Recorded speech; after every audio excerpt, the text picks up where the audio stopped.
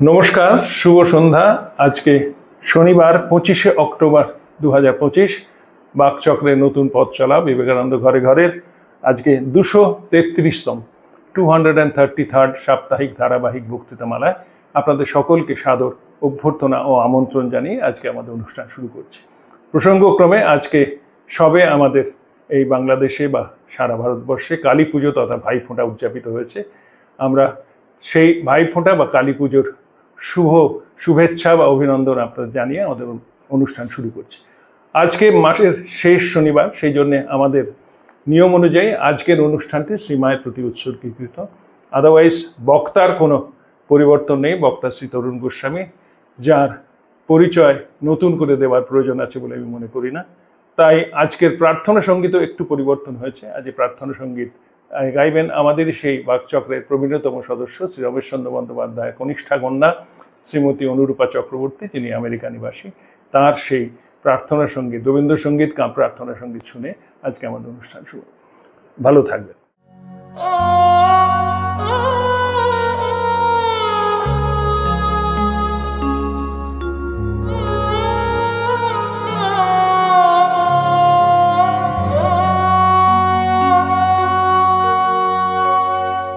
জীবন যখন শুকায়ে যায়, করুণা ধারায় এসো, সকল মাধুরী লুকায়ে যায়, গীত সুধারসে এসো। জীবন যখন শুকায়ে যায়, করুণা ধারায় এসো।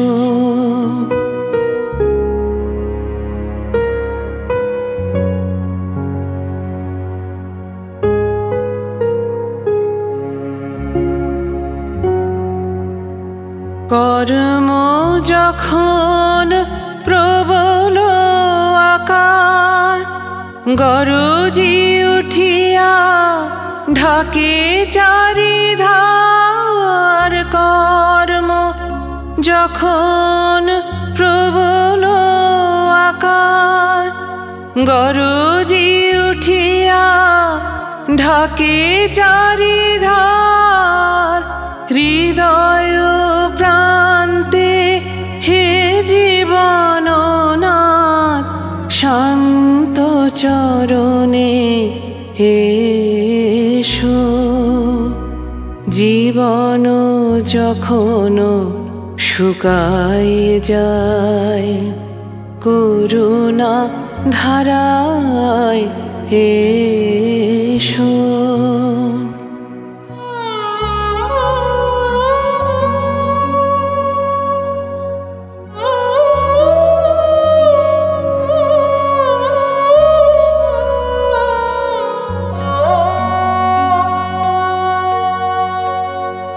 আপনারে যবে করিয়া কৃপণ, কোণে পড়ে থাকে দিনহীন মন। দুয়ার খুলিয়া হে উদারনাথ, রাজ সমারোহে এসো। বাসনা যখন বিপুল ধুলায়, অন্ধ করিয়া অবধি ভুলায়। বাসনা যখন বিপুল ধুলায়, অন্ধ করিয়া অবধি ভুলায়।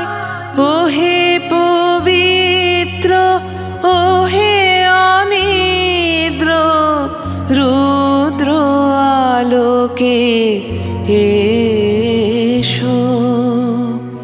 জীবন যখন শুকায়ে যায়, করুণা ধারায় এসো।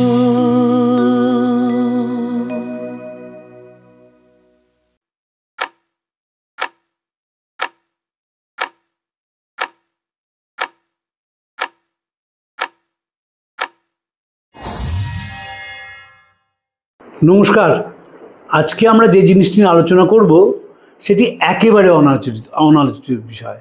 যারা মাকে নিয়ে আলোচনা করেন তারা কেউ আলোচনা করেন না যে সমসাময়িক পত্রগুলো কি করে মাকে দেখেছিল। দেখার আলোচনার প্রয়োজন আছে অবশ্যই। স্বামীজি সম্বন্ধে তার দেহত্যাগের পর স্টেটসম্যান কাগজ লিখেছিল, তার শিকাগোয় বিখ্যাত হওয়ার পর স্টেটসম্যান কাগজ লিখেছিল। কিন্তু স্টেটসম্যান কাগজ অনেক বেশি উদার ছিল শ্রীরামকৃষ্ণের প্রতি। তিনি চৈতন্য দেখতে গেছেন 1884 সালের 21শে সেপ্টেম্বর, সেই খবর স্টেটসম্যানে বেরিয়েছিল। তিনি কাশীশ্বর মিত্রের বাড়িতে গেছেন, যেখানে রবীন্দ্রনাথের সঙ্গে তার দেখা হয়, সেটা স্টেটসম্যানেই একমাত্র বেরিয়েছিল। সেখান থেকে জানা যায় যে রবীন্দ্রনাথ গান গেয়েছিলেন, ঠাকুর বক্তৃতা করেছিলেন। তাঁর দেহত্যাগের খবর বেরিয়েছিল। তার ভরশাস্ত্রী যখন রামচন্দ্রর বাড়ি থেকে কাঁকুর গাছেতে যায়, সেই খবর বেরিয়েছিল, বড় করে বেরিয়েছিল। এবং তারপর রামকৃষ্ণ মিশনের বহু খবর বেরোয়। একজন সাহিত্যিক, তিনি খুব বিবেকানন্দ গবেষক বলে মনে করেন নিজেকে, তিনি লিখলেন যে আচ্ছা, বেলুড় মঠে তো টেলিফোন ছিল, তাহলে কেন জানানো হলো না খবরের কাগজকে? তিনি ভুলে যান যে এখনকার বেলুড় মঠ আর তখনকার বেলুড় মঠ এক নয়।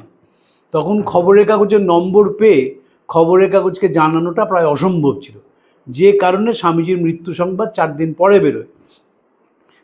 শিষ্য শরৎচন্দ্র চক্রবর্তী 3 দিন পরে খবর পেয়েছিলেন। ফলে স্বাভাবিক ছিল যে কয়েকদিন পরে খবরটি পাওয়া যাবে, এবং সমসাময়িক পত্র সেইভাবে দেখেছিল। যেমন ধরুন, রামকৃষ্ণ মিশন প্রতিষ্ঠা হচ্ছে, এই খবর 2 লাইনের বেরিয়েছিল, কারণ রামকৃষ্ণ মিশন থেকেও জানানো হয়নি। এখন যেমন যখন বন্যা ত্রাণ হয়, আমাদের হ্যান্ডআউট চলে আসে যে কতগুলো শাড়ি, কতগুলো লুঙ্গি, কতগুলো জামাকাপড়, কত প্যাকেট ছিঁড়ে দেওয়া হলো, তখন তার কোনো প্রভিশন ছিল না। ধরুন প্লেগের কাজ, এই কাজ খবরের কাগজে প্রায় বেরোয়নি। স্টেটসম্যানের তখন যিনি এডিটর ছিলেন এসকে র্যাডক্লিফ, তিনি নিবেদিতার বন্ধু ছিলেন। অতএব স্টেটসম্যান নিবেদিতার বহু চিঠি ছাপিয়েছিল প্লেগের কাজ নিয়ে। এবং রামকৃষ্ণ মিশন যখন প্লেগের কাজ কমিয়ে ফেলে, কারণ কলকাতা পুরসভা কাজ শুরু করে দিয়েছে, নিবেদিতা সেই চিঠিটিও বড় করে ছাপিয়েছিল। এবং সেইখান থেকে জানা যায় যে স্বামীজি 100 পাউন্ড দান করেছিলেন এই প্লেগের কাজের জন্য। ঠিক সেইভাবে যেহেতু মার প্রচার রামকৃষ্ণ মিশন করতেন না, ফলে মাকে নিয়ে খবরের কাগজে বেশি লেখা বেরোয়নি। প্রচার না করার বড় কারণ ছিল, ঠাকুরের কাছে তো পুরুষ ভক্তরা শুধু যেতেন, মহিলা ভক্তরা প্রায় যেতেন না, এবং ঠাকুর তাদের সঙ্গে কথা বলতেন। কিন্তু মার কি হলো, মার কাছে পুরুষ মহিলা নির্বিশেষে সবাই যাওয়া শুরু করলো। ফলে আপনি যদি আরও বেশি প্রচার করেন, তাহলে মার অবস্থা এমন হতো যে তার পক্ষে অন্য কিছু কাজ করা সম্ভব ছিল না। ফলে স্বামীজিও প্রচার করেননি, কম প্রচার করেছেন। যা বলার তিনি চিঠিপত্রে লিখেছেন। বিদেশি ভক্তরা যখন দেশে এলেন, বিশেষ করে ওরি সেরাবুল, তিনি মার ছবি বিদেশে নিয়ে যাবেন বলে প্রথম ছবিটি তুললেন। এটা একটা ব্যাখ্যা। আমার সঙ্গে সেদিন একজন জেন্ডার ফিলোসফির ভদ্রমহিলার কথা হচ্ছিল, তিনি একেবারেই মানতে রাজি হলেন না। এইসব যুক্তিগুলো আমি যে খাড়া করছিলাম যে মা আসলে পরে সেই জন্য প্রচার চাননি, স্বামী যোগানন্দজি লিখেছেন, স্বামীজিরা সম্মতি জানিয়েছিলেন অনেক পরে। জেন্ডার ফিলোসফিও সব মানলো না মেনে পরিষ্কার বলল যে আসলে মাকে প্রচার করেনি, মা মহিলা ছিলেন বলে, এবং মানতে রাজি হলেন না। তিনি মহাপণ্ডিত, তিনি রামকৃষ্ণ মিশনের সঙ্গে তার পরিচয় আছে, তিনি রামকৃষ্ণ আন্দোলন একবার গুলে খেয়েছে, কিন্তু বললেন না, মা মহিলা বলে প্রচার করা হলো না। আমিও আস্তে আস্তে ঢোক গিলতে শুরু করলাম। যখন আমি মা নিয়ে পড়াশোনা শুরু করলাম, এতদিন পড়তাম না, আমার মা নিয়ে পড়া খুব কম ছিল এতদিন, কারণ মা নিয়ে বলি না বলে আমি। কিন্তু ইদানিংকালে মা নিয়ে পড়তে শুরু করেছি, এবং আমার পড়ার সঙ্গে অন্য সকলের পড়ার তফাৎ হচ্ছে, আমি একসঙ্গে 5টা বই পড়ি, যে কোথায় কি বলা হয়েছে মার সম্বন্ধে দেখি। তাতে দেখতে গিয়ে দেখলাম যে মার প্রতি তখনকার দিনে কাগজের সম্পাদকদের যে সম্মান ছিল, সেটির তুলনা হয় না। আমার সঙ্গে দিনের পর দিন 2জনের মা নিয়ে কথা হয়েছে। একজন ভক্ত মানুষ, তিনি মাকে নিয়ে লিখেছেন, বক্তৃতা করেছেন, সবাই তাকে চেনেন, তার নাম সঞ্জীব চট্টোপাধ্যায়। আরেকজন সুনীল গঙ্গোপাধ্যায়, তিনি মাকে নিয়ে লেখেননি, কিন্তু মার 150 বছরে দেশ পত্রিকায় যে লেখাটি বেরিয়েছিল, সেটি পড়বার মতো লেখা। আমার মনে আছে মল্লিকা সেনগুপ্ত, তার সঙ্গে একদিন আমার মাকে নিয়ে আলোচনা হয়েছিল। মল্লিকাদি যেভাবে কথা বলেছিলেন মার সম্বন্ধে, যে শ্রদ্ধা দেখিয়েছিলেন, আমি জিজ্ঞেস করেছিলাম যে আপনি তো বই পড়লেন কি করে? শতরূপে সারদা পড়েছেন, ঠিক আছে, সে তো গোলপাড় থেকে বেরিয়েছিল, পড়েছেন। কিন্তু অন্যান্য যেসব মায়ের বই পড়েছেন, যে খুঁটিয়ে পড়েছেন, অক্ষয় চৈতন্য যেভাবে পড়েছেন, আমি অবাক হয়ে গেছিলাম। সুনীলদারও ঠিক তাই। সুনীলদা বড় গুণ ছিল, সুনীলদা যে কোনো জিনিস পড়ে সেটাকে নিজের ভাষায় প্রকাশ করতে পারতেন, যে কারণে সেই সময় এত জনপ্রিয়। তো মার সম্বন্ধে অপূর্ব একটি লেখা লিখেছিলেন। নবনীতা দেব সেন দেবরতী মিত্র তো মাকে নিয়ে কবিতা লিখেছেন, সে আমরা সবাই জানি, আমি সেই বিষয়ে যাচ্ছি না। কিন্তু মার সম্বন্ধে খবরের কাগজগুলো লিখেছিল, এবং আমরা সবাই কৃতজ্ঞ সুনীল বিহারী ঘোষের কাছে। এই লোকটির নাম একটু বলা প্রয়োজন। সুনীল বিহারী ঘোষ ন্যাশনাল লাইব্রেরির ডেপুটি ডিরেক্টর ছিলেন। শঙ্করী প্রসাদ বসুর সঙ্গে তার একটি অনবদ্য বই আছে, Swami Vivekananda in Indian news papers. সেই ইন্ডিয়ান নিউজ পেপার্স পড়ে জানা যায় যে কোন খবরের কাগজ থেকে স্টেটসম্যান কোট করেছিল যে স্বামীজি শিকাগোয় বিখ্যাত হয়েছে। এখন যে গোলপার্ক রামকৃষ্ণ মিশন থেকে বিভিন্ন পত্রপত্রিকায় স্বামীজির সম্বন্ধে যে লেখা বেরোচ্ছে, সে যে তারা যে বই করে বার করছেন, তার সূত্রপাত হয়েছিল বিবেকানন্দ ইন্ডিয়ান নিউজ পেপার্স, একটা বিরাট মোটা বই। সে বইটি আমাকে স্বামী পুণ্যাত্মানন্দ উপহার দিয়েছিলেন, অসাধারণ গ্রন্থ, সুনীল বিহারী ঘোষ এবং শঙ্করী প্রসাদ বসুর সম্পাদিত। সুনীলদা আমাকে ব্যক্তিগতভাবে চিনতেন। ডায়মন্ড পার্ক বলে দক্ষিণ কলকাতা একটি জায়গা আছে জোকার পরে, সেইখানে তিনি বাড়ি বানিয়েছিলেন, বিবেকানন্দ নামে একটি প্রতিষ্ঠান তৈরি করেছিলেন, এবং প্রত্যেক বছর খুব 3 দিন খুব মন দিয়ে বিবেকানন্দ চর্চার ওপর অনুষ্ঠান করতেন, শুধুমাত্র ভক্তদের জনসমাগম নয়। তো সুনীলদা যে বইটি লিখেছিলেন, যে প্রবন্ধটি লিখেছিলেন, সমসাময়িক পত্রে সারদা দেবী প্রসঙ্গ, আমরা পাচ্ছি যে প্রবুদ্ধ ভারত কাগজ সারদামণি সম্বন্ধে প্রথম লেখা লেখেন। Up till now the details of her life and character has not been widely known. Up till now the details of his life and character have not been widely known. এটা তো সত্যি কথা। স্বামী যোগানন্দজি ফিরে এসে বললেন যে স্বামীজিকে, যে মাকে বেশি প্রচার করো না, বুঝতেই পারো, এই কারণে মাকে প্রচার করতে চাই না, কারণ একবার প্রচার করলে এত মানুষ আসবেন, সামাল দেওয়া যাবে না। স্বামীজি সেদিন খুব মেজাজ ভালো ছিলেন। মন্ত্রী, তুমি ঠিকই বলেছো। তার খুব মেজাজ ভালো থাকলে যোগানন্দজিকে মন্ত্রী বলে ডাকতেন, বলেন মন্ত্রী তুমি ঠিকই বলেছো, আমিও বেশি প্রচার করব না। কিন্তু স্বামীজি যে কথাটি লিখেছিলেন সেটি বড় সাংঘাতিক। স্বামী শিবানন্দকে চিঠি লিখছেন আমেরিকা থেকে, যে ঠাকুর যান ক্ষতি নেই, কিন্তু মা গেলে বড় সর্বনাশ। এবং সেখানে যেমন ঠাকুরের প্রশংসা তিনি করেছেন, প্রসঙ্গ এনেছেন, বলছেন তিনি হচ্ছেন ভারতবর্ষের আধ্যাত্মিকতা সমগ্র পথটি তিনি অতিক্রম করেছিলেন এই জীবনেই। তিনি মা সম্বন্ধে বলছেন যে mother Shri Sarada has been born to revive that wonderful shakti in India, making her the nucleus Gargis and Maitreyis will be born in this world, see how grand is the power of shakti. তো মাকে ঘিরেই আবার নতুন করে সভ্যতা তৈরি হবে। আমরা জানি মাই মাস্টার্সের স্বয়ং গ্রন্থে নিবাইতে লিখছেন যে is she the last survivor of an early epoch or the beginning of a new epoch. তিনি কি প্রাচীন ভারতের শেষ প্রতিনিধি না নতুন ভারতের প্রথম প্রতিনিধি? আমার ব্যক্তিগতভাবে মনে হয় মা হচ্ছেন নতুন ভারতের প্রথম প্রতিনিধি, যিনি বলতে পারেন সেলফ অ্যানালিসিসের কথা। যদি সংসারে শান্তি চাও মা, দোষ দেখবে নিজের, কারুর দোষ দেখো না, এ সংসারকে আপন করে নিতে শেখো, সংসার তোমার পরের নয়। এই যে সংসারকে আপন করে নিতে শেখো, এটা বড় কথা। সংসার মানে কিন্তু আমরা ভাবি যে ছেলে মেয়ে স্ত্রী আর শ্বশুর শাশুড়ি নয়। সংসার মানে বিশ্ব চরাচর, তাকে তুমি আপন করে নিতে শেখো। মানে ঠাকুর যে বলতেন যে অদ্বৈত জ্ঞান আঁচলে বেঁধে যথা ইচ্ছা তথা যাও, তার চূড়ান্ত প্রকাশ হচ্ছে যে সংসারকে আপন করে নিতে শেখো। আমরা যেই বললাম সংসারকে আপন করে নিতে শেখো, তখন হ্যাঁ আমি তো স্বামীর জন্য রান্না করি, এই তো ছেলে স্কুল কলেজে যায় তার জন্য লিখি, এই তো মেয়ের ভালো করে বিয়ে দিচ্ছি, ওটা সংসার নয়। সংসার হচ্ছে বিশ্ব চরাচর। সেই বিশ্ব চরাচরকে আপন করে নিতে শেখো, এবং সেইখানে নিজের প্রত্যেক স্তরে সেলফ অ্যানালিসিস করে এগো। যদি শান্তি চাও মা, দোষ দেখবে নিজের, কারুর দোষ দেখো না। সেলফ অ্যানালিসিস মা বলছেন। তাই জন্য আমার মনে হয় যে আধুনিক ভারতের তিনি হচ্ছেন প্রথম প্রতিনিধি। তাঁর জীবনে যে আধুনিকতা ছিল, সে আধুনিকতা অকল্পনীয়। তিনি শুধু পাশ্চাত্যের রমণীদের সঙ্গে খাদ্য গ্রহণ করেছেন তা নন, যারা বারবনিতা তার কাছে আসতেন অভিনেত্রী, তাদের সঙ্গে অন্তরঙ্গ ব্যবহার করেছেন।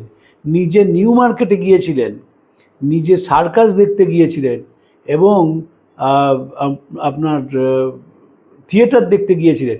নিউ মার্কেটে জামা কাপড় কিনতে গিয়েছিলেন। নিউ মার্কেটে একজন হিন্দু ব্রাহ্মণের বিধবা জামা কাপড় কিনতে গেছেন 1912 সালে। এর বড় বেশি একটা উদাহরণ নেই। কিন্তু আমরা তো সব ছোটো করে দেখি নিউ মার্কেট তো সাহেবদের জন্য, কেন হক মার্কেট তৈরি হলো? তার কারণ হচ্ছে যে দেখা গেল যে সিপাহী বিদ্রোহের সময় কালা আদমিদের সঙ্গে সাহেদের গা ঘষাঘষি হয়ে গেল। তখন তারা কি করলেন, যেহেতু উপায় নেই, এই কালোরা এখানে বাজার করতে আসছে, সাদারাও বাজার করতে আসছে, যদিও অ্যাংলো ইন্ডিয়ান পাড়া ছিল, এসপ্ল্যানেড, কেল্লার আশেপাশের জায়গাকে এসপ্ল্যানেড বলা হয়, তাই জন্য তারা বাজারই বানিয়ে ফেলল। এবং পৃথিবীর পশ্চিম এশিয়ার সবচেয়ে বড় ডিপার্টমেন্ট স্টোর নিউ মার্কেট তো ডিপার্টমেন্ট স্টোর, তো সেইখানে সাহায্যের জন্যে বাজার বানানো হলো। যিনি তার নামে এই বাজার, তিনি কর্পোরেশনের চিফ ইঞ্জিনিয়ার এবং কলকাতা পুলিশের কমিশনার ছিলেন, তার নাম Stuart Hogg. S Hogg market তাই নিউ মার্কেটকে বলা হয়। সেখানে মা জামা কিনতে গিয়েছিলেন। অসাধারণ সে তথ্য অক্ষয় চৈতন্যর বইতে আছে। তো এবং তারপর আবার লিখছে প্রবুদ্ধ Bharat, Shri Sarada Devi, known as the Holy Mother, was the divine consort of Sri Ramakrishna. Her simple and uncontentious but profoundly spiritual life was spent in seclusion, away from the public gaze, as such details of her unique life and remarkable character have not been widely known. এইসব চলে যাওয়ার পর লেখা হচ্ছে যে কেন, কারণ হচ্ছে ওই আবার সে প্রচার করব না বলে। রেমনিসেন্সেস অফ দি হোলি মাদার একটি অপূর্ব গ্রন্থ, যেটি বাংলা অনুবাদ করেছেন সুদীপ বসু, শঙ্করীবাবুর বড় ছেলে, সেটিও পড়বার মতো একটি বই। এবং সেইখানে বলা হচ্ছে তার যে চরিত্র ছিল, যে অসাধারণ একটি চরিত্র, এই চরিত্রের প্রচার করা হয়নি বলেই তিনি সারা জীবন অন্তরালে থেকে গেছেন। নন্দলাল বসুর একটি চমৎকার লেখা আছে মার ওপর, সেখানে তিনি বলছেন, যতবার উদ্বোধনের বাড়িতে যেতাম দেখতাম পা ছড়িয়ে তিনি বসে রয়েছেন এবং সেই অবস্থায় তিনি মানুষের সঙ্গে ঘোমটা দিয়ে কথা বলছেন। তিনি ঘোমটা তুলে কথা বলেছেন এমন উদাহরণ খুব বেশি পাওয়া যায় না। স্বামী নিত্যস্বরূপানন্দজি, রামকৃষ্ণ মঠ, গোলপার্ক রামকৃষ্ণ মিশনের প্রতিষ্ঠাতা সম্পাদক, আমি তার নিবিড় সঙ্গ করার সুযোগ পেয়েছিলাম। তিনি শারদামণির দীক্ষিত ছিলেন, পূর্ববঙ্গ থেকে এসেছিলেন আয় পরীক্ষা দিয়ে। মা বললেন, কিরে দীক্ষা নিবি? মার সেদিন শরীরটি ভালো না, উদ্বোধনের বাড়ি দোতলায় আছেন। নিত্যস্বরূপানন্দজি গেলেন, তাকে বললেন, যা ঠাকুর ঘর থেকে কয়েকটা ফল নিয়ে আয়। সে কয়েকটি ফল মাকে এনে দেওয়া হলো এবং তিনি সঙ্গে সঙ্গে দীক্ষা দিয়ে দিয়েছিলেন। এর ফলে হলো কি, দীক্ষা পাওয়ার জন্যে নিত্যস্বরূপানন্দজি কাউকে মানতেন না, এবং বলতে গেলেই যখন কোনো কথা হতো তখন তিনি বলতেন যে আরে মার স্নেহ পেয়েছি বুঝলে। স্বামী বলভদ্রানন্দজি এবং আমি নানাভাবে তার পিছনে লাগতাম। 90 বছর বয়সে 16টা কই মাছ খেয়েছিলেন আমাদের সামনে। তো মহারাজ বলছেন, তরুণদা বলছেন যে মহারাজ এতগুলো খাবেন? তোমরা খাবার কি বুঝো? মিসেস ব্লজেট, যিনি স্বামীজিকে শ্রদ্ধা করতেন, ভালোবাসতেন, বলতেন আমেরিকায় আমাকে বলেছিলেন, এক স্বামীজিকে খাইয়ে আনন্দ পেতাম, তোমাকে খাইয়ে আনন্দ পাই। এবং কোনো প্রসঙ্গ উঠলেই তিনি খাওয়ার কথা বলতেন, মার খাওয়ানোর কথা বলতেন। আমি ভরত মহারাজকেও দেখেছি, তাকে মন্টুবাবু তার যে সেবক ছিলেন, তিনি হাত জোর করে দাঁড়িয়ে থাকতেন ঠাকুর বা স্বামীজি বা মার তিথি পুজোর দিন, অনুরোধ করতেন যে কোনো ভক্ত যেন মহারাজকে গিয়ে না বলেন যে মহারাজ প্রসাদ পেয়ে এসেছি। কারণ যদি কেউ প্রসাদ পেয়ে আসার কথা বলতেন, মহারাজ তাকে নাস্তানাবুদ করে ছাড়তেন। ভাতটা কেমন হয়েছিল, শুকনো হয়েছিল না তখনও ভেজা ছিল, তারপর শুক্তোটা আর আলুটা নরম হয়েছিল না হয়নি, কাঁচকলাটা কি শক্তই ছিল। এবং যদি কেউ বলতেন যে হ্যাঁ ছিল মহারাজ, তাহলে যিনি ভান্ডারী মহারাজ হয়েছে তাকে ডেকে এনে তুল কালাম গালাগাল দিতেন, বলতেন ভক্তরা এসে কেন কমপ্লেন করে গেল আমাকে। ফলে হাত জোর করে বলতেন মহারাজ আপনি খাবার কিছু বলবেন না। কারণ নিত্যস্বরূপানন্দের মা খুব যত্ন করে খাওয়াতে বলে এরা বাড়ি ছেড়ে এসেছিলেন, তো সকলে কম বয়সী সাধু, এরা সেই বাড়ির যে মার মধ্যে খুঁজে পেয়েছে। লোকেশ্বরানন্দজি আমাকে বারবার বোঝানোর চেষ্টা করেছেন যে কেন স্বামীজি একজন মহিলাকে একটি পুরুষ চালিত সঙ্গের মাথায় দিলেন। তার কারণ ব্রহ্মচারী সাধুদের অংশ তো, প্রতিষ্ঠান তো, বাড়ি থেকে তারা সব কিছুকে ভুলে যেতে পারেন, কিন্তু কোনো অবস্থাতেই গর্ভধারিণীকে ভোলা যায় না বলে মা হলেন এমন একজন মানুষ যিনি সকলের কাছে সে বাড়ির মা আর প্রতিষ্ঠানের মা এক হয়ে গেলেন। মহারাজ অসাধারণভাবে বোঝাতে পারতেন, আমারও সেটি মাথায় ঢুকে গিয়েছিল। কিন্তু যেটি মহারাজ পারেননি, যেটি আমাকে সুজিতদা করেছেন, সেটা হচ্ছে মার পড়াশোনাটা শুরু করে দিয়েছেন। আমি মার পড়াশোনা লোকের সঙ্গে কথায় করিনি, আমি পড়তে না, হ্যাঁ মহারাজ ঠিক আছে ঠিক আছে বলে এড়িয়ে গেছি। কিন্তু এই বাকচক্রে মাসের শেষ দিন যেহেতু মাকে নিয়ে বলতে হবে, তারপর পড়াশোনাটা বেড়ে গেল এবং মাকে নিয়ে কয়েক মাসের মধ্যে বহু বই পড়ে ফেলছি এবং এর জন্য আমি সুজিত চন্দ্র বন্দ্যোপাধ্যায়ের কাছে কৃতজ্ঞ, কারণ তিনি না হলে আমার মার চর্চাটা হতো না। শোক সংবাদ বেরোলো সারদামা চলে যাওয়ার পর উদ্বোধন পত্রিকায়। আমরা অতিশয় শোকসন্তপ্ত চিত্তে জানাইতেছি যে শ্রী শ্রী ঠাকুর শ্রীরামকৃষ্ণ পরমহংসদেবের পুণ্যময়ী সহধর্মিণী শ্রী শ্রী সারদা দেবী বিগত 4 শ্রাবণ মঙ্গলবার রাত্রি 1:30 ঘটিকার সময় বাঙালিকে শোকসাগরে ভাসাইয়া মহাযোগে অন্তর্ধামে প্রয়াণ করিয়াছেন। মাকে কোথায় দাহ করা হয়েছিল এই নিয়েও বেশি লেখা নেই, কারণ পুরোটাই নিঃশব্দ এবং গোপনে হয়েছিল। ঠাকুর কিন্তু ঠাকুরের দাহ কাজের সময় কিন্তু মিছিল বেরিয়েছিল এবং সেই মিছিলে বহু মানুষ অংশগ্রহণ করেছিলেন, বিনোদিনী তাদের মধ্যে একজন। এবং ঠাকুরের ভস্মাস্থি যখন যায় কাঁকুরগাছিতে সিমলাপাড়া থেকে, তখনও বহু মানুষ সাথে হেঁটেছিলেন। এবং স্টেটসম্যান কাগজ লিখছেন যে he started a spiritual movement in Bengal. এবং সেখানে ঠাকুরের সময় যারা ছিলেন, বিনোদিনী গিয়েছিলেন, বহু সুফি সন্ন্যাসী গিয়েছিলেন, বহু হিন্দু সন্ন্যাসী গিয়েছিলেন, তার সাক্ষাৎ সন্তানেরা গিয়েছিলেন এবং বহু বারবণিতাও তাতে অংশগ্রহণ করেছিলেন। সেটি স্টেটসম্যান কাগজে বড় রিপোর্ট আছে। স্বামী নিত্যমুক্তানন্দজি গণেশ মহারাজ তিনি আমাকে প্রথম রিপোর্টটির কথা বলেন, তারপর স্টেটসম্যান কাগজ থেকে সেই রিপোর্টটি এনে আমি মহারাজকে উপহার দিয়েছিলাম এবং নিজের কাছে খুব যত্ন করে রেখে দিয়েছি। অপূর্ব তার ভাষা। এবং যে সাহেব রিপোর্ট করেছিলেন, তো অ্যানালিটিক্যাল রিপোর্ট একেবারে, যে শ্রীরামকৃষ্ণর সঙ্গে কেন এরা যাচ্ছে, কেন সাধারণ মানুষ তার ভস্মাস্থির সঙ্গে চলেছে, কেন বিভিন্ন ধর্মের মানুষ যাচ্ছেন, কারণ তিনি সব ধর্মের মানুষকে সমানভাবে সম্মান করতে শিখিয়েছিলেন এবং নিজের জীবনে দেখিয়েছিলেন। কেন বারবণিতারা যাচ্ছেন, স্টেটসম্যান সেখানেও লিখেছেন যে এই বারবণিতাদের খুব আশ্রয়স্থল ছিলেন শ্রীরামকৃষ্ণ। তো তারাও সব মিছিলে চলেছেন। এবং তারপরে আমরা দেখব যে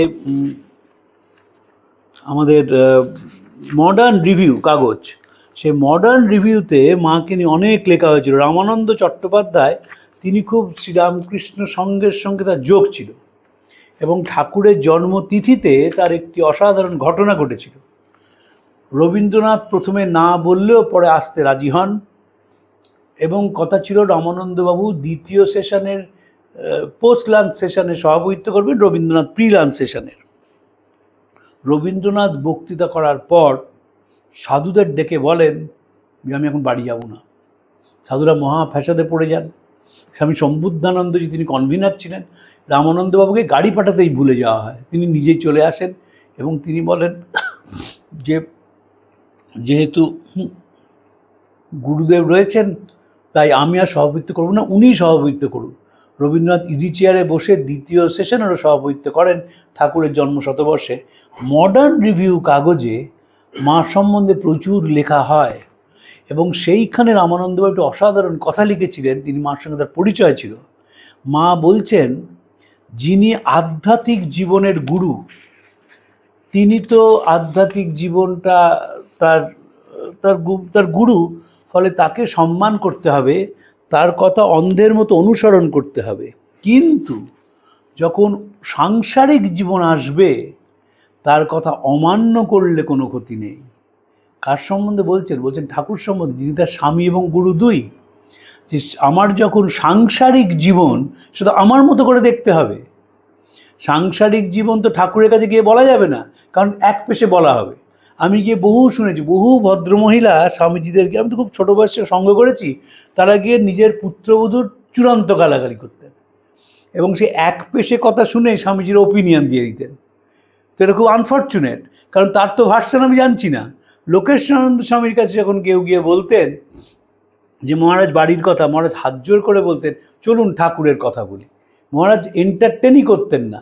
যারা এন্টারটেন করতেন তারা যদি পুত্রবধূ যেতেন তাহলে শাশুড়ির নামে গালাগালি দিতেন, তারা শুনতেন, এবং যদি শাশুড়ি যেতেন তাহলে পুত্রবধূর নামে গালাগালি দিতেন, তারা শুনতেন এবং তারপরে ওপিনিয়ন দিতেন। তাই মা বলছেন যখন সংসারের কাজ হবে তাকে অমান্য করলেও কোনো ক্ষতি নেই, কিন্তু যখন আধ্যাত্মিক জীবন তখন তাকে অন্ধের মতো অনুসরণ করতে হবে। আমি এত বছর রামকৃষ্ণ মিশনের সঙ্গে যুক্ত, তো সে ছোটো বয়স থেকে। খুব কম সন্ন্যাসী আছেন তারা জানেন আমার বাড়ির কথা, কেউ জানে না। আমি যে অসুস্থ হয়েছিলাম বলভদ্রানন্দ ছাড়া কাউকে জানায়নি, কারণ আমি মনে করি জানানোর দরকার নেই, কারণ ওটা রামকৃষ্ণ ভাব আন্দোলনের মধ্যে পড়ছে না। স্বামী সত্যদা আমাকে বহুকাল পরে বলেছিলেন, আরে তুমি বিয়ে করেছো নাকি? সেই তরুণ আমাকে বললো না, হ্যাঁ মহারাজ আমার ছেলে মেয়েদের। আমি তো জানতামই না, আমি তো ভাবতাম তোমার বিয়ে তো বুঝি হয়নি। সুপর্ণানন্দজি আমাকে ছাত্র জীবন থেকে ছিলেন, কিন্তু সেদিন একবার বলেছিলেন, কিন্তু লোকে তা করে না। তাই মা বলছেন খুব পরিষ্কার, এবং রামানন্দবাবু ছেড়ে কথাটা লেখাই পাওয়া যায় না, যে মা পরিষ্কারভাবে বলছেন যে সংসার তোমাকে নিজের মতো করে চালাতে হবে, ছোট সংসারটা। আর যখন বড় সংসারের কথা যাবে তখন তো গুরুর কথা শুনতেই হবে, কারণ গুরুর কাজই হচ্ছে বড় সংসারের সঙ্গে ব্যক্তি মানুষের পরিচয় করিয়ে দেওয়া। এই অজ্ঞান তিমিরঞ্জস্ব জ্ঞানাঞ্জন শলাকয়া চক্ষুরুন্মীলিতং যেন তস্मै শ্রী গুরবে নমঃ। এই ঠাকুর বলছেন গুরুকে তিনি হচ্ছেন ঘটক, ভক্তের সঙ্গে ভগবানের পরিচয় করিয়ে দেন। অতএব বিশ্ব চরাচরের সঙ্গে যখন ব্যক্তির যিনি পরিচয় করান তিনি হচ্ছেন গুরু, তার কথা তো মানতেই হবে। আমার মনে আছে আমাকে যখন আমার গুরু মহারাজ জবধানের কথা বলতেন, কীভাবে জীবনযাপন করতে হবে কনসেন্ট্রেট করে বলতেন, অন্ধের মতো শুনতাম। কিন্তু প্রেসিডেন্সি কলেজে ফিলোসফি পড়ে আটকে গেলে মহারাজকে জিজ্ঞেস করতাম না, যদিও তাও জিজ্ঞেস করেছি, কারণ তিনি মহাপণ্ডিত ছিলেন, তিনিও প্রেসিডেন্সি কলেজের ছাত্র ছিলেন সংস্কৃত কলেজের, এবং তিনি সঙ্গে সঙ্গে বলেই দেন যে বেদান্তের এই জায়গাটা এইভাবে পড়লে এইভাবে বোঝা যাবে। সে তো অন্য কথা হয়ে গেল, কিন্তু কোনো ব্যক্তির কথা কখনো বলিনি। আর আমার সুবিধা ছিল আমার বাবা মা কোনো দিন মঠে যাননি, ফলে বাড়িতে যেহেতু নেই তাই জন্য আমি ঘটি প্রণাম করতে শিখিনি। নিত্যস্বরূপানন্দজি আমাকে বারবার বলতেন যে ঠাকুরকে প্রণাম করার ব্যাড হ্যাবিটটা এখনও হয়নি। তো এখনও মাঝে মাঝে মহারাজের কাছে কথা মনে হয় এবং ভাবি যারা এই বারবার ঘটি প্রণাম করে গিয়ে তারা ব্যক্তিগত জীবনে একেবারেই মানে না ঠাকুরকে, কিন্তু লোক দেখানোর জন্য বারবার প্রণাম করতে যায়, এবং পায়জামা পাঞ্জাবি পরে যখন মঞ্চে গিয়ে হাজির হয় তখন মনে হয় যেন শ্রীরামকৃষ্ণ ঠোঁটের ওপর পৌঁছেছেন, কিন্তু অ্যাকচুয়ালি পৌঁছান না। অ্যানালিটিক ঠাকুর বারবার বলছেন যে আমাদের যে আন্দোলন, স্বামীজি বলছেন বোকাদের আনিস না। কেন বলছেন? কারণ নতুন আন্দোলন বলে, এটা একটা অন্য আন্দোলনের সঙ্গে কোনো মিল নেই, নতুন। মাকে নিয়ে সকলের হেজিটেশন কেন? কিভাবে মাকে ব্যাখ্যা করবেন? ইংরেজিতে বলে দেওয়া হলো যে ঠাকুরস কনসার্ট। দেখবেন বাংলায় ঠাকুরের স্ত্রী বলতে আমাদের হাত আটকে যায়, কলম আটকে যায়, যে ঠাকুরের স্ত্রী লিখবো, এটা কি ঠিক হবে? স্ত্রী তো ছিলেন। এবং আমাদের এমন বোঝানো হয়েছিল যেন ঠাকুর সকলের সঙ্গে গল্প করবেন, মার সঙ্গে গল্প করবেন না। তাহলে তো বুঝতে হবে যিনি অত্যাচারী মানুষ ছিলেন, তিনি সবচেয়ে বেশি গল্প করতেন মার সঙ্গে, সবচেয়ে বেশি। একমাত্র মাই বুঝতেন ঠাকুরকে কী ধরনের খাবার দিতে হবে, কতটা ফোড়ন দেবেন, মা বুঝতেন। এবং ঠাকুর দুপুরবেলায় এসে মার সঙ্গে গল্প করতেন, তিনিও যেতেন। তখন কি মাস্টারমশাই সিসিটিভি ক্যামেরা নিয়ে বসে আছেন নাকি? মাস্টারমশাই তো শনিবার রোববার আর ছুটির দিন যেতেন, আর বাকি দিন ঠাকুর ঘরে বসে থাকতেন, আর মাও তো দূরে থাকতেন। যদি তাই হতো তাহলে ধরে ধরে তার ব্যক্তিত্ব তৈরি হতো না। যদি আপনি হুগলি জেলার অন্য সব মহিলাকে দেখেন, সেই সময়টা দেখেন, আর মাকে দেখেন, দেখবেন জমিন আসমানের ফারাক। তিনি তো কলেজ বিশ্ববিদ্যালয়ে পড়েননি, কিন্তু মানুষকে গ্রহণ করার যে ক্ষমতা ছিল, এটাই হচ্ছে এটা হচ্ছে আসল শিক্ষা। আসল শিক্ষা মানুষকে অনুভূতি প্রবণ করে। আমরা তো খুব গালাগালি দিই ইমোশনাল মানুষ হলে। আইনস্টাইন সেখানে চমৎকার কথা বলেছিলেন, কন্ট্রোলড ইমোশান। ইমোশনটাকে কন্ট্রোল করতে হবে। ইন্টেলিজেন্সের সঙ্গে যদি ইমোশান যুক্ত না হয় সে মানুষ বড় ভয়ঙ্কর। মা ইমোশানকে ইন্টেলিজেন্সের সঙ্গে মেলাতে পেরেছিলেন। তাই যখন স্বামীজির প্রতি কঠোর হয়েছেন যে বাবা তুমি তো মঠ তৈরি করে ফেলেছো, তুমি তো অছি তৈরি করে ফেলেছো, অতএব এই মঠ বিক্রি করার তোমার কোনো অধিকার নেই, কারণ ট্রাস্টিরা মঠটা চালাবে। স্বামীজি তো একটা দুর্ভিক্ষের পরে বলেছেন বেচে দাও মঠ, আমরা রাস্তার সন্ন্যাসী, রাস্তায় গিয়ে থাকবো, যা টাকা হবে দেশের সেবা করো। মা বললেন না তুমি করতে পারো না, কারণ এটা তোমার মঠ নয়, এটা একটা অচি তৈরি করা ভালো, এটা ট্রাস্টিরা চালাবেন। যখন সিদ্ধান্ত নেওয়ার, মা সেই সঠিক সিদ্ধান্ত নিয়েছেন। যেসব ছেলেরা বিপ্লব আন্দোলনের সঙ্গে যোগ দিয়েছিলেন, মনে করেছিলেন বন্দুকের নলই শক্তির উৎস, আমরা দেখব মা তাদের কোলে করে নিয়েছেন। তাই জন্যে তারা রাজনীতি ছেড়ে আধ্যাত্মিকতায় ফিরে এসেছেন এবং আধ্যাত্মিক বিপ্লব ঘটিয়েছেন। যদি মা দরজা বন্ধ করে দিতেন তাহলে ভরত মহারাজও আসতে পারতেন না, দেবব্রত বসু অসাধারণ সন্ন্যাসী সুধীরাদিত ভাই তিনিও আসতে পারতেন না। কেন পারতেন না? কারণ তাদের দরজা বন্ধ হয়ে যেত, কিন্তু মা দরজা খুলে রেখেছিলেন এবং দরজা খুলে রেখে তিনি তাদের আপন করে নিয়েছিলেন। এবং পরে দেখব যে তারা অন্তর্জগতের বিপ্লব ঘটিয়েছেন এবং যেভাবে তারা মানুষের সামনে নিজেদের উপস্থাপিত করতে পেরেছেন, মানুষ অবাক হয়ে গেছে তাদের দেখে। তো সারদা মার জীবন সম্বন্ধে রামানন্দ চট্টোপাধ্যায় তার মডার্ন রিভিউতে লিখছেন, notes on conversations with the holy mother.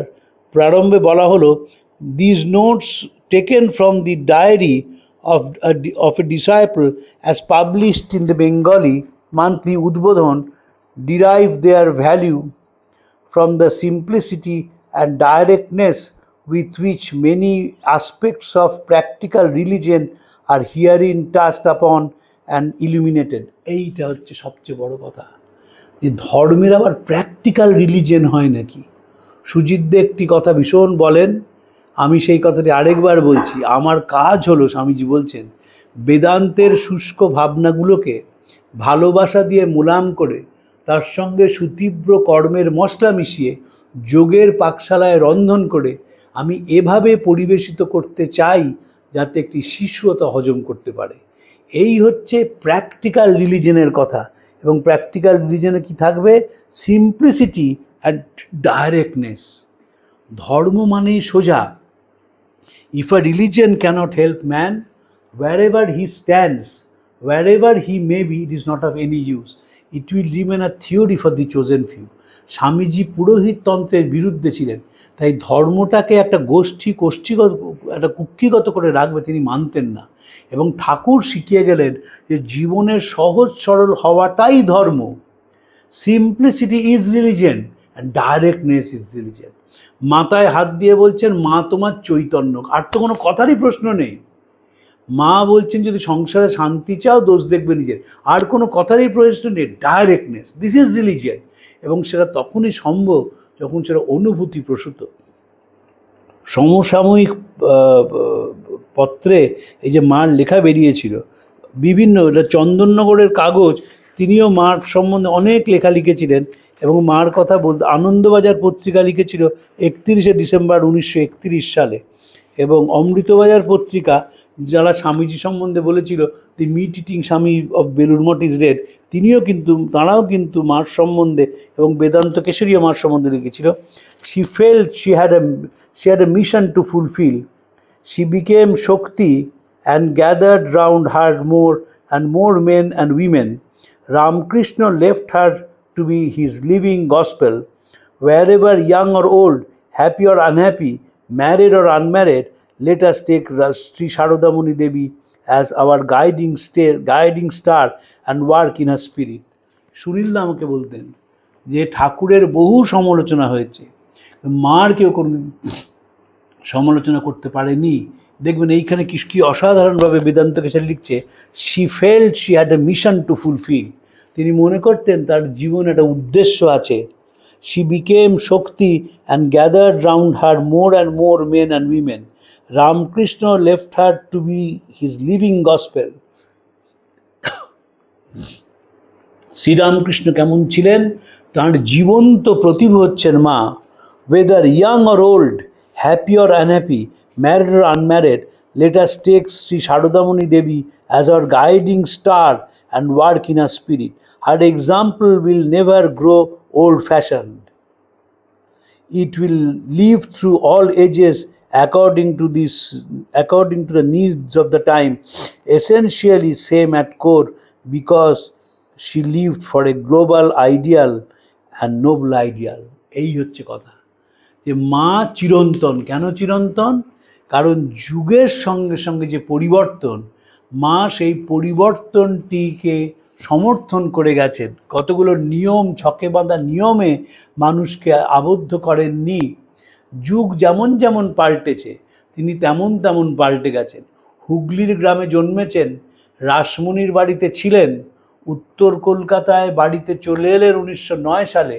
নানা ধরনের মানুষ আসতেন, গৃহবধূরা আসতেন, অভিনেত্রীরা আসতেন, বারবনিতা আসতেন, সকলকে তাদের মতো করে মা উপদেশ দিতেন। তাই বলছেন যে তিনি চিরকালীন, তিনি কোনোদিন পুরনো হবেন না, তিনি কোনোদিন প্রাচীন হবেন না, তিনি আধুনিকা। এবং এবং মা সত্যি আধুনিকভাবে জীবনটাকে দেখেছিলেন। রামকৃষ্ণদেবের যে দর্শন, সেই দর্শনের মূল কথা হচ্ছে নেতিবাচক কিছু নেই, সব ইতিবাচক। এবং ইতিবাচক গ্রহণ করতে গেলে পৃথিবীর পরিবর্তনশীলতাটি মানতে হয়। ঠাকুর বা স্বামীজির কাছে পরিবর্তনশীলতা মানা সোজা ছিল, কারণ ঠাকুর পুরুষদের সঙ্গে মিশেছেন, স্বামীজি পাশ্চাত্যে গিয়েছিলেন কম বয়সে। কিন্তু মা সেই সাধারণ মানুষের মধ্যে থেকেও বিশ্বজগৎ আমায় মাগিলে কেমন আত্মপর এই দর্শনে বিশ্বাস করেছেন। তিনি সমগ্র পৃথিবীকে আলিঙ্গন করতে পেরেছিলেন এবং সব দেশের মানুষের জন্য তার একটা শ্রদ্ধা ভালোবাসা ছিল। তাই জন্য তিনি বলতে পেরেছিলেন, আমি সতেরো মা, আমি অসতেরো মা। এটা বলা কিন্তু খুব কঠিন কাজ। অসতের মা হওয়া খুব কঠিন, সতের মা তো সবাই হতে চায়। ভালো মানুষ তো সর্বত্রই ভালো, কিন্তু খারাপ মানুষকে পরিবর্তন করে তার মধ্যে সেই আলোটিকে জেলে দেওয়া, এটা বড় কঠিন কাজ। মা সেটা করেছিলেন এবং তাই জন্য বলছেন যে আমি সতেরো মা এবং অসতেরো মা। বলছেন যারা এসেছে, যারা আসেনি, যারা আসবে, তাদের সকলের প্রতি আমার আশীর্বাদ রইল। কারণ মা পড়লেই দেখবেন কন্টেম্পোরারি কেমন, একেবারে আধুনিক মানুষ, সমকালীন মানুষ, সমসাময়িক মানুষ। এই যে সমকালীন মানুষ হয়ে উঠতে পেরেছিলেন, সেইটি মার বৈশিষ্ট্য। এবং সেটি সমসাময়িক পত্রে ধরা পড়েছিল। জেলা থেকে, শহর থেকে, অন্য শহর থেকে ইংরেজিতে, বাংলা এবং হিন্দিতে বিভিন্ন সময়, মা তো 1920 সালে চলে গেছেন, বিভিন্ন সময় মাকে নিয়ে লেখা হয়েছিল। এবং যারা লিখেছিলেন তারা সবাই এক জায়গায় একমত হয়েছিলেন যে তিনি বিশ্বাস করেছেন এই জগতে তার কিছু দেওয়ার আছে, she has a mission to fulfil. আজকে এই অবধি রইল, পরের দিন আরেকটি বিষয় নিয়ে আলোচনা করব। প্রাণারাম প্রাণারাম প্রাণারাম।